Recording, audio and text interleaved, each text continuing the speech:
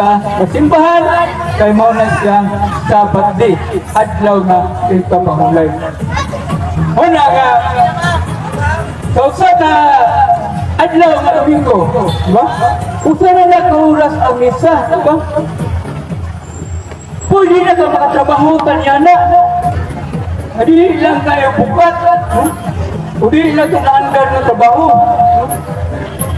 Kaya kung dili ka kasimba sa adlaw nga Domingo, na dili ka simple, free ka, no?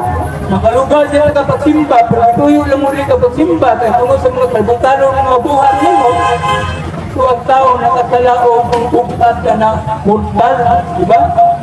Bukat na kasalaan, di ba? Ibalo na naunsa ng mortal. Kunya, baka dili ka insentive. Muna nga, namay lang kayang insentive na ni blood sugar na dili ka makasala sa adlaw o Domingo. Kanang nagbantay ka sa hospital. Kunya, bantay ka bata, ilang ka. O guban pa mga importante kayo mga buhat mo ni mo.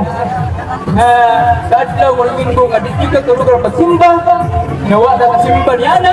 So, siguruhan ang yung president nga executive ka, no? Hindi ka ba kasimba o Domingo. Ay parang dili ka makatala niya na. So, dili ka executive. Kaya minaikan, kada Domingo ka simba-simba. Hindi ka executive na kaya mo lang ibuhat kada Domingo. Pero may sa lugar ka, niya, wala ka simba-simba Domingo. Munang mensahe sa atong simbahan, no? O mensahe sa Ginoo, inaagi niya sa simbahan. Muna nga manimbatan sa adlaw nga Domingo kitang mga Katoliko.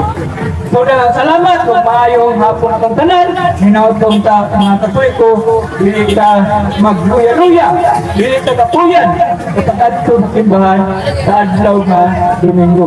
So salamat kung maayong hapon akong tanan.